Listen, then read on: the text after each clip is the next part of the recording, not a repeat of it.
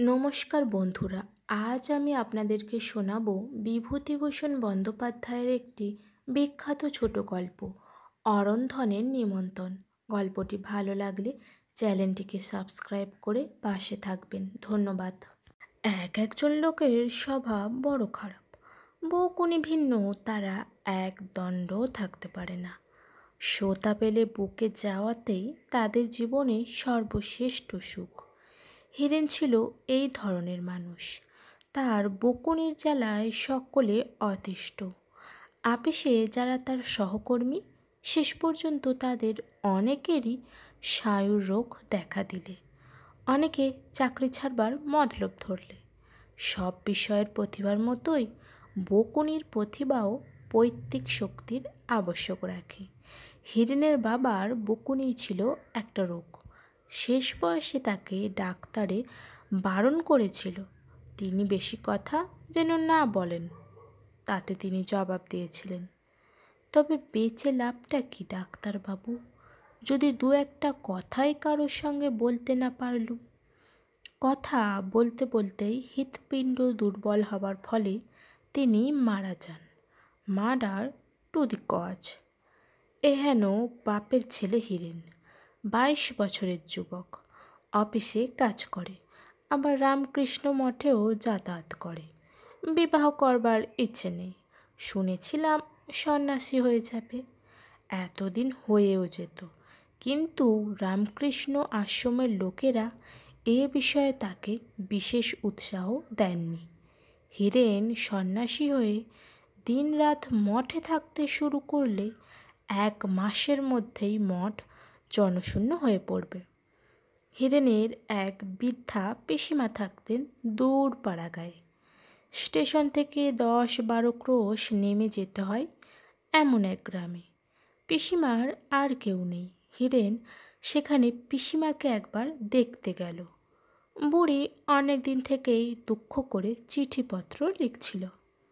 সে গ্রামের সবাই এতদিন জানত যে তাদের কুমি অর্থাৎ কুমুদিনীর মতো বকুনিতে ওস্তাদ মেয়ে সে অঞ্চলেই নেই। কুমির বাবা গ্রাম্য পুরোহিত ছিলেন, কিন্তু যেখানে যখন পুজো করতে যেতেন আগডুম বাগডুম বকুনির জ্বালায় যজমান ভিটে ছেড়ে পালাবার জোগাড় করত। বিয়ের লগ্ন উত্তীর্ণ হবার উপক্রম হতো। কুমির বাপের বকুনি প্রতিভার একটা বড় দিক ছিল এই যে তার বকুনির জন্য কোনো বস্তুর প্রয়োজন হতো না। যত তুচ্ছ বিষয়ই হোক না কেন, তিনি তাই অবলম্বন করে বিশাল বকুনির ইমারত গড়ে তুলতে পারতেন। মনে যথেষ্ট উৎসাহ ও শক্তি এবং সঙ্গে সঙ্গে অসাধারণ বলবার ও ছবি করবার ক্ষমতা না থাকলে মানুষে এমন বকতে পারে না বা শ্রোতাদের মনোযোগ ধরে রাখতে পারে না। তার মৃত্যুর সময় গ্রামের সকলে দুঃখ করে বলেছিল, আজ থেকে গান নিজুম হয়ে গেল গো। 2-1 জন বলেছিল, এবার আমসত্ত্ব সাবধানে রোদে দিও, মুখুজ্যেমশাই মারা গিয়েছেন, কাকচিলের উৎপাত বাড়বে। অর্থাৎ তাদের মতে গাঁয়ে এতদিন কাকচিল বসতে পারত না মুখুজ্যেমশায়ের বকুনির চোটে। নিন্দুক লোক কোন জায়গায় নেই।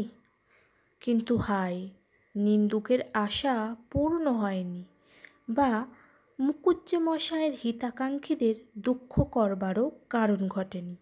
মুখুজ্যেমশায় তার প্রতিনিধি রেখে গিয়েছিলেন তার 8 বৎসরের মেয়ে কুমিকে। পিতার দুর্লভ বাক প্রতিভার অধিকারিণী হয়েছিল মেয়ে। এমনকি তার বয়স হওয়ার সঙ্গে সঙ্গে অনেকেই সন্দেহ করলে যে মেয়ে তার বাপকে ছাড়িয়ে না যায়। সেই কুমির বয়স এখন 13-14।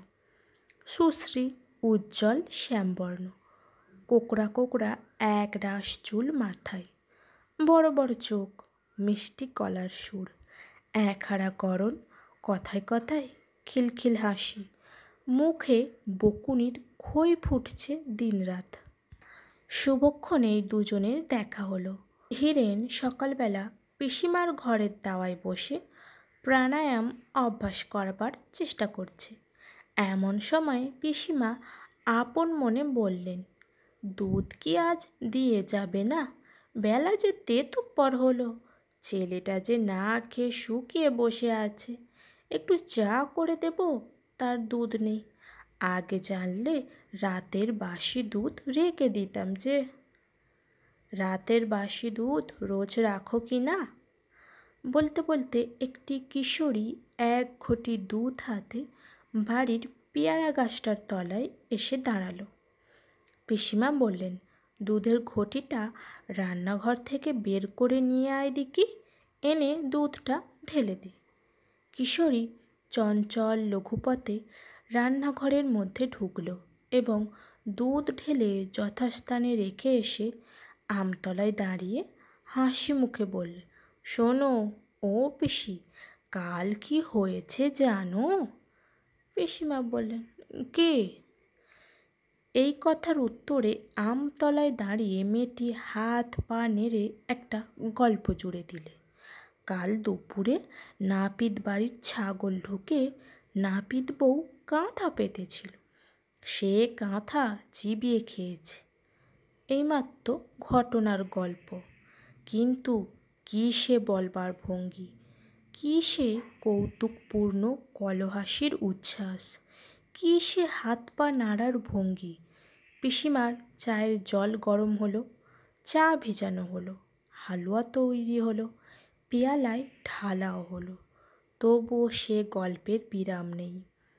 পিসিমা বললেন, ও কুমিমা, একটু খান তো দাও, সকালবেলা আমার অনেক কাজকর্ম আছে, তোমার গল্প শুনতে গেলে সারা দুপুরটি যাবে।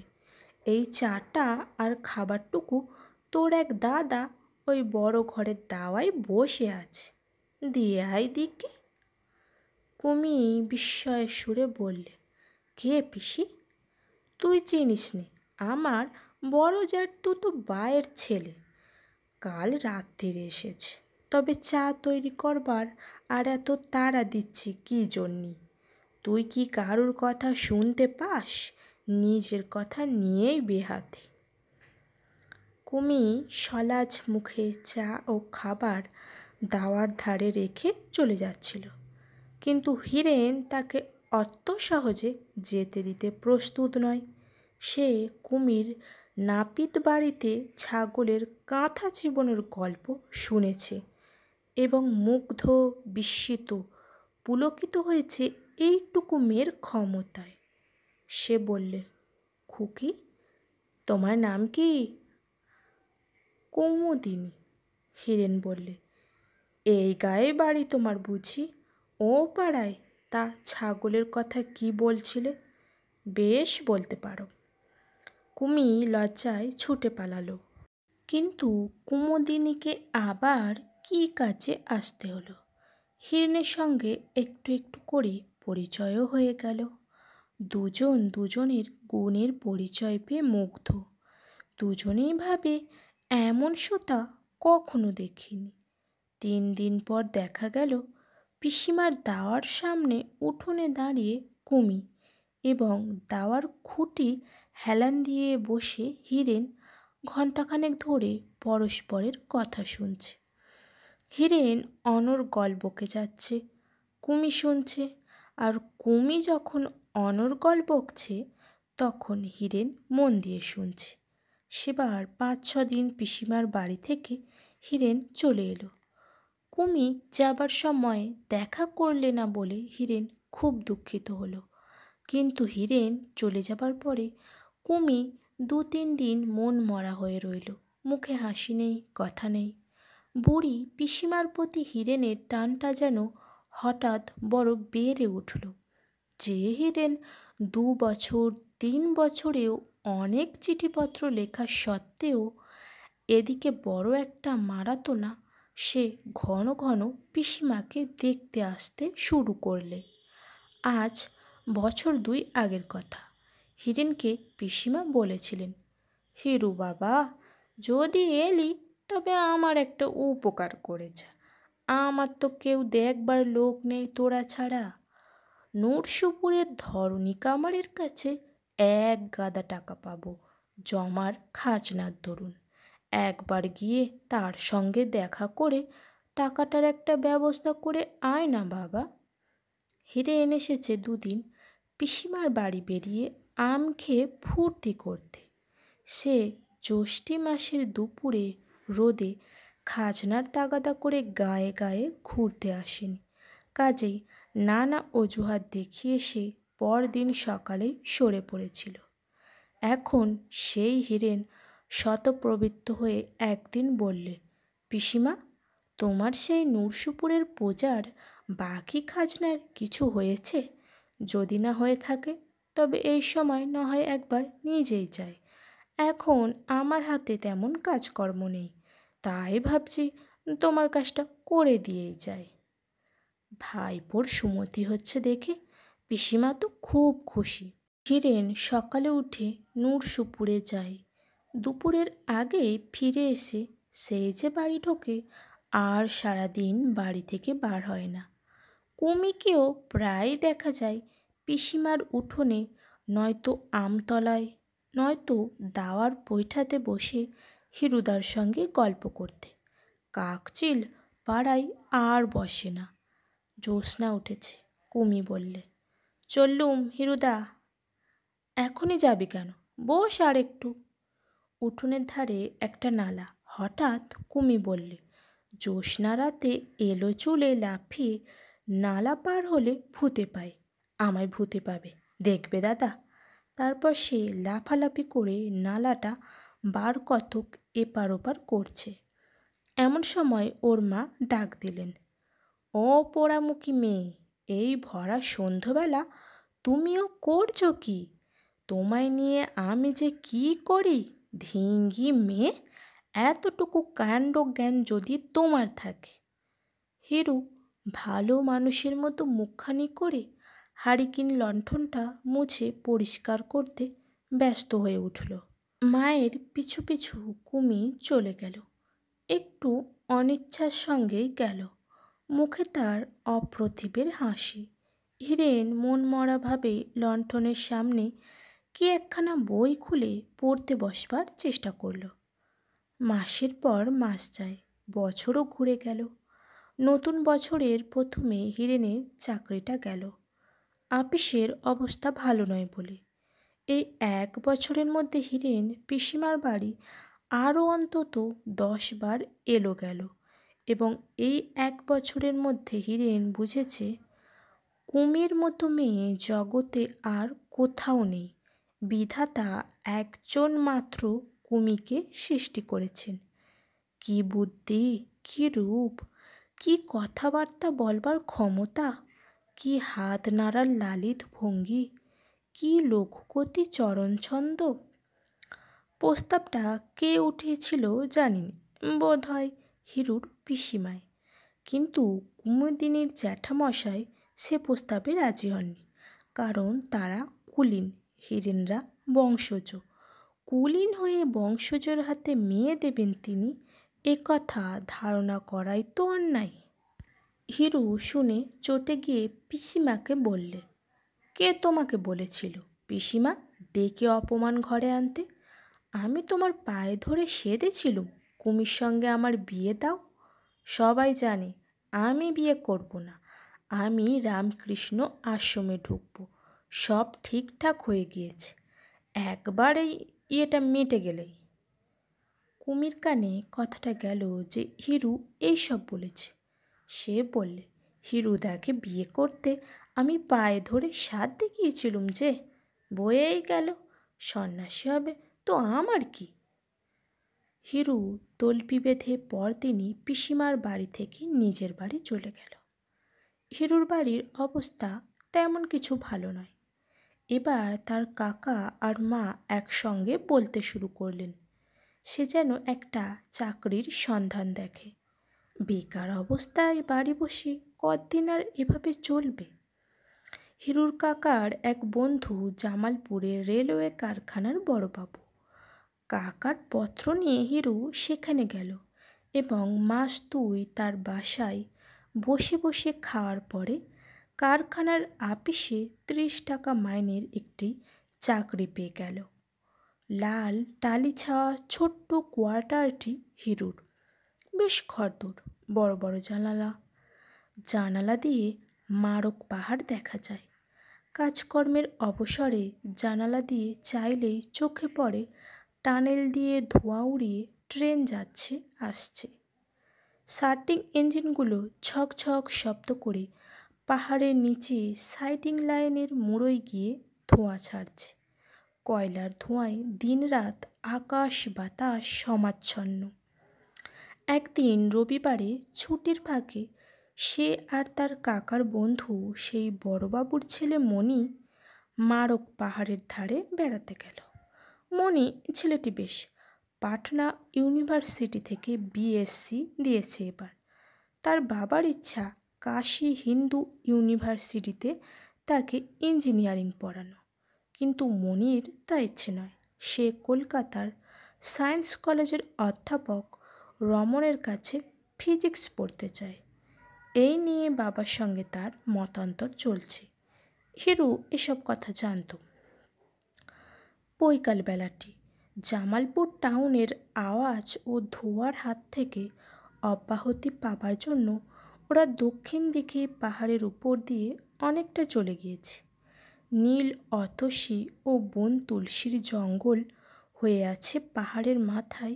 সেই জায়গাটায় ঘন ছায়া নেমে আসছে পূর্ব দিকে শৈলসানুতে। একটি বন্যলতায় হলদে ক্যামেলিয়া ফুলের মতো ফুল ফুটেছে।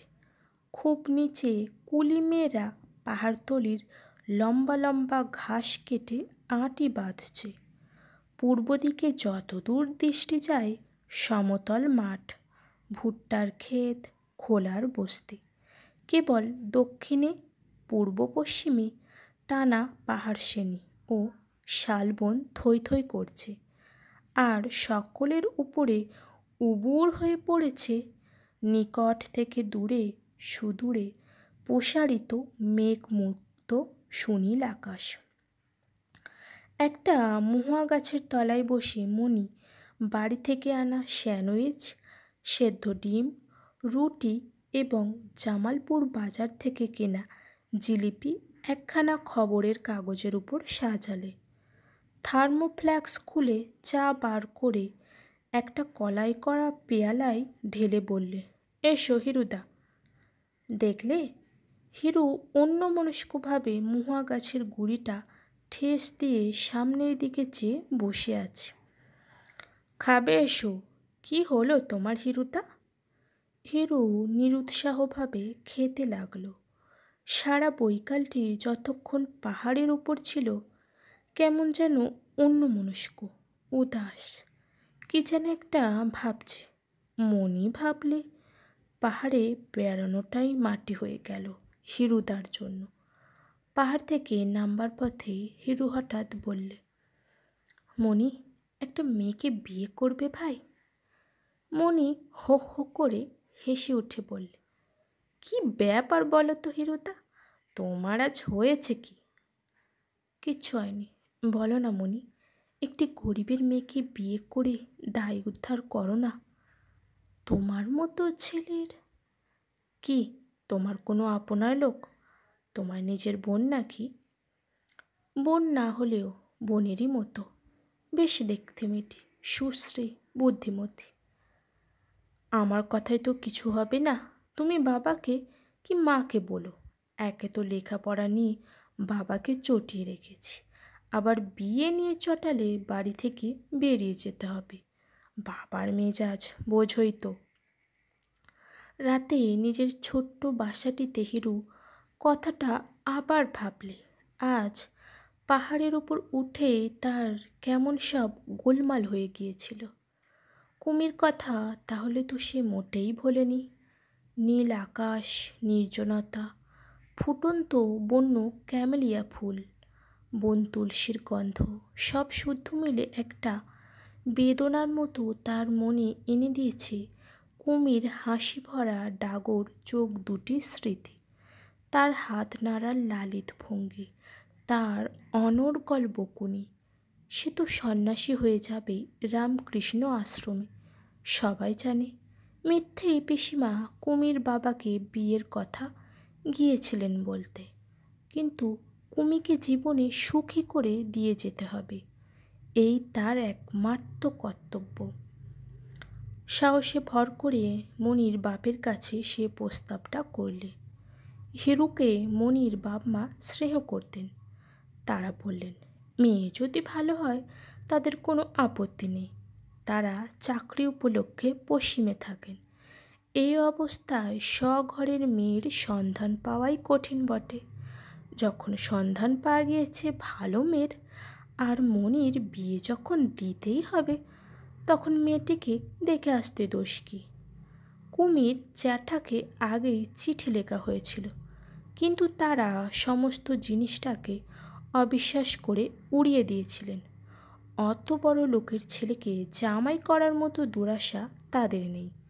হিরুর যেমন কাণ্ড।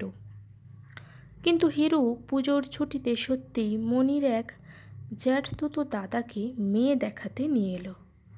কুমি এসে হিরুর পায়ের ধুলো নিয়ে নমস্কার করলে। হিরু বললে, ভালো আছিস কুমি? এতদিন কোথায় ছিলে হিরুদা? চাকরি করছি যে পশ্চিমে জামালপুরে, 7-8 মাস পরে তো দেশে ফিরছি। ও কাকে সঙ্গে করে এনেছ? হিরু কেসে গলা পরিষ্কার করে বলল, ও আমার দাদার বন্ধু। তা এখানে এসেছে কেন? এসেছে গিয়ে এমনি বেড়াতে এসেছে। ধরো এই, তোমার আর ঢোক গিলতে হবে না, আমি সব জানি। কেন ওসব চেষ্টা করছো হিরুদা? হিরু বললে, যাও অমন করে নাছি চুল টুল বেঁধে দিতে বলো গিয়ে। ওরা খুব ভালো লোক আর বড় লোক। জামালপুরে ওদের কি খাতির! আমি অনেক কষ্টে ওদের এখানে এনেছি। বড় ভালো হবে এ বিয়ে যদি ভগবানের ইচ্ছে হয়। অনেক কষ্টে কুমিকে রাজি করিয়ে তার চুল বাঁধা হলো, মেয়ে দেখানোও হলো। দেখানোর সময় মেয়ের অজস্র গুণ ব্যাখ্যা করে গেল হিরু। কুমি কিন্তু পাঞ্জাব প্রদেশ কোন দিকে বলতে পারলে না। তাজমহল কে তৈরি করেছিল সে সম্বন্ধেও দেখা গেল সে সম্পূর্ণ অজ্ঞ। হাতের লেখা বেঁকে গেল। গান গাইতে জানে না বললে, যদিও সে ভালোই গাইতে জানে এবং তার গলার সুরও বেশ ভালো। সঙ্গের ভদ্রলোকটি মেয়ে দেখা শেষ করেই ফিরতি নৌকোতে রেল স্টেশনে চলে গেলেন। রাতের ট্রেনেই তিনি খুলনায় তার শ্বশুর বাড়ি যাবেন। যাবার সময় বলে গেলেন মতামত চিঠিতে জানাবেন। হিরু তাকে নৌকোতে তুলে দিয়ে ফিরে এসে কুমিকে বললে, কি করে বললে গান গাইতে জানো না? ছি, এই কি ছেলে মানুষ! ওরা শহরের মানুষ, গান শুনলে খুব খুশি হয়ে যেত। এমনি তো ঘরের কোণে খুব গান বেরোয় গলায়, আর এর বেলা। কুমি রাগ করে বললে, ঘরের কোণে গান গাইবে না তো কি আসরে বসে গাইতে যাবে? পারবো না যাত্রার সামনে গান গাইতে। হিরু রেগে বললে, তবে থাকো চিরকাল আইবুড়ো ধিঙ্গি হয়ে, আমার কি? কুমির বাড়ির ও পাড়ার সবাই এজন্য কুমিকে ভৎসনা করলে। গান গাও না গাও, গান গাইতে জানি এ কথা বলার দোষ ছিল কি? সে কাজটা ভালো হয়নি। বলা বাহুল্য ভদ্রলোকের কাছ থেকে কোনো পত্র এলো না এবং হিরু পুজোর ছুটি আনতে জামালপুরে গিয়ে শুনলে মেয়ে তাদের পছন্দ হয়নি। মাস 5-6 কেটে গেল। কি অদ্ভুত 5-6 মাস! কাজ করতে করতে জানালা দিয়ে যখনই উঁকি দিয়ে বাইরের দিকে যায় তখনই সে অন্যমনস্ক হয়ে পড়ে। কুমিকে কতবার জানালার বাইরে দাঁড়িয়ে থাকতে দেখেছে।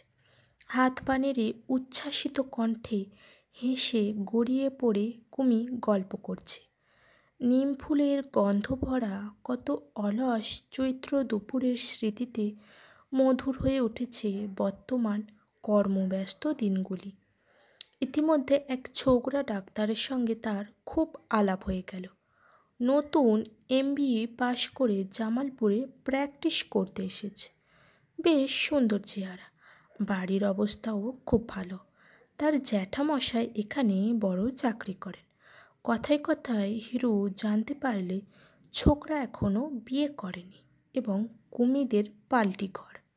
অনেক বুঝিয়ে সে তার জ্যাঠামশাইকে মেয়ে দেখতে যেতে রাজি করালে। মেয়ে দেখাও হলো, কিন্তু শেষ পর্যন্ত কিছুই হলো না। তাদের কুটুম্ব পছন্দ হয়নি শোনা গেল। একে তো পাড়াগা, দ্বিতীয়ত তারা ভেবেছিলেন পাড়াগাঁয়ের জমিদার কিংবা অবস্থাপন্ন ঘরের মেয়ে। অমন গরিব ঘরের মেয়ে তাদের চলবে না। মাস তিনেক পরে হিরু আর এক বিয়ের সম্বন্ধ নিয়ে গিয়ে পিসিমার বাড়ি হাজির হলো। কুমিদের বাড়ির সবাই বললে হিরু বড় ভালো ছেলে, কুমির জন্য চেষ্টা করছে প্রাণপণে, কিন্তু অত বড় সম্বন্ধ এনে ও ভুল করছে। ওসব কি জোটে আমাদের কপালে? মেয়ে পছন্দ হলেই বা অত টাকা দিতে পারবো কোত্থেকে? কুমির সঙ্গে খিড়কি দোরের কাছে হিরুর দেখা। কুমি বললে, হিরুদা, তুমি কেন এসব পাগলামি করছো বলো তো? বিয়ে আমি করব না, তোমার দুটি পায়ে পড়ি, তুমি ওসব বন্ধ করো। হিরু বললে, ছি, লক্ষ্মী দিদি অমন করে না। এবার যে জায়গায় ঠিক করেছি তারা খুব ভালো লোক, এবার নিখাত লেগে যাবে। কুমি লজ্জায় রাঙা হয়ে বলল, তুমি কি বলো হিরুদা? আমার রাতে ঘুম হচ্ছে না, লাগবে কি না লাগবে তাই ভেবে। মিছিমিছি আমার জন্য তোমাকে লোকে যা তা বলে, তা জানো? তুমি ক্ষান্ত দাও, তোমার পায়ে পড়ি হিরুদা। হিরু এসব কথা কানে তুললে না। পাত্রপক্ষের লোক নিয়ে এসে হাজির করলে, কিন্তু কুমি কিছুতেই এবার তাদের সামনে আসতে রাজি হলো না। সে দশতর মতো বেঁকে বসল। হিরু বাড়ির মধ্যে গিয়ে বললে, পিসিমা, আপনারা দেরি করছেন কেন? কুমির মা বললে, এসে বোঝাও না মেয়েকে বাবা, আমরা তো হার মেনে গেলাম। ও চুলে চিরুনি ছোঁয়াতে দেবে না, উঠবেও না, বিছানায় পড়েই রয়েছে। কুমি ঘর থেকে বললে, পড়ে থাকবো না তো কি, বারে বারে সং সাজতে পারবো না আমি, কারোর খাতিরেই না। হিরুদাকে বলো না সং সেজে বেরুক ওদের সামনে। হিরু ঘরের মধ্যে ঢুকে কড়া সুরে বল, কুমি ওঠ, কথা শোন, যা চুল বাঁধকে যা। আমি যাব না। যাবি নে? চুলের মুঠি ধরে টেনে নিয়ে যাব, ওঠ। দিন দিন ইয়ে হচ্ছে না, ওঠ বলছি। কুমি দ্বিরুক্তি না করে বিছানা ছেড়ে দালানে চুল বাঁধতে বসে গেল। সাজানো গোছানোও বাদ গেল না, মেয়ে দেখানোও হলো, কিন্তু ফল সমানই দাঁড়ালো। অর্থাৎ পাত্রপক্ষ বাড়ি গিয়ে চিঠি দেব বলে গেল, কিন্তু চিঠি দিল না। জামালপুরের কাজে এসে যোগ দিল হিরু, কিন্তু সে যেন সর্বদাই অন্যমনস্ক। কুমির জন্য এত চেষ্টা করেও কিছু দাঁড়ালো না শেষ পর্যন্ত। কি করা যায়? এদিকে কুমিদের বাড়িতেও তার পসার নষ্ট হয়েছে। তার আনা সম্বন্ধের উপর সবাই আস্থা হারিয়েছে। হারাবাড়ি কথা, এবার সেখানেও কথা তুলবার মুখ নেই তার। অত বড় বড় সম্বন্ধ নিয়ে যাওয়ায় বোধ হয় ভুল হয়েছে। কুমির ভালো ঘর জুটিয়ে দেবার ব্যাকুল আগ্রহে সে ভুলে গিয়েছিল যে ছোটতে বড়তে কখনো খাপ খায় না। লজ্জায় সে পিসিমার বাড়ি যাওয়া ছেড়ে দিল। বছর 2-3 কেটে গেল।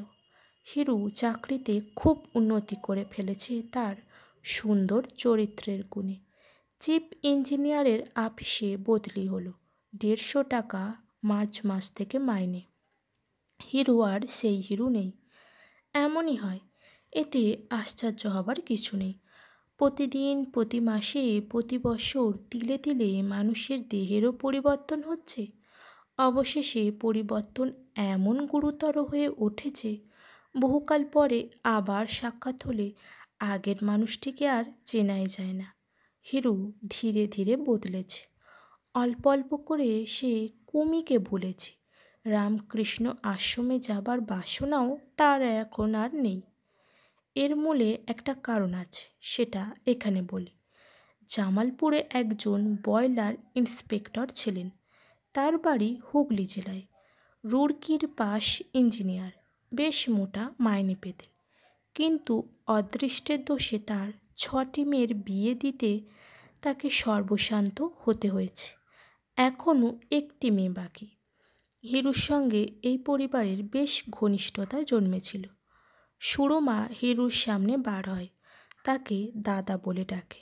কখনো কখনো নিজের আঁকা ছবি দেখায়, গল্প করে, গান শোনায়। একদিন হঠাৎ হিরুর মনে হলো সুরমার মুখখানা কি সুন্দর, আর চোখ দুটি। পরেই ভাবল, ছি, এসব কি ভাবছি, ও ভাবতে নেই। আর একদিন এমনই হঠাৎই মনে হলো কুমির চেয়ে সুরমা দেখতে ভালো, কি গায়ের রং সুরমার। তখনই নিজের এ চিন্তায় ভীত ও সংকুচিত হয়ে পড়ল। না, কি ভাবনা এসব, মন থেকে এসব জোর করে তাড়াতে হবে। কিন্তু জীবনকে প্রত্যাখ্যান করা অত সহজ হলে আজ গেরুয়াধারী স্বামীজিদের ভিড়ে পৃথিবীটা ভর্তি হয়ে যেত।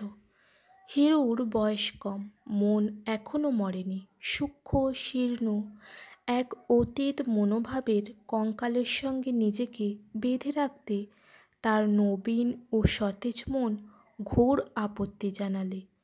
কুমির সঙ্গে যা কিছু ছিল সে অমূল তরু শুকিয়ে শীর্ণ হয়ে গিয়েছে, আলো বাতাসও পৃথিবীর স্পর্শ না পেয়ে।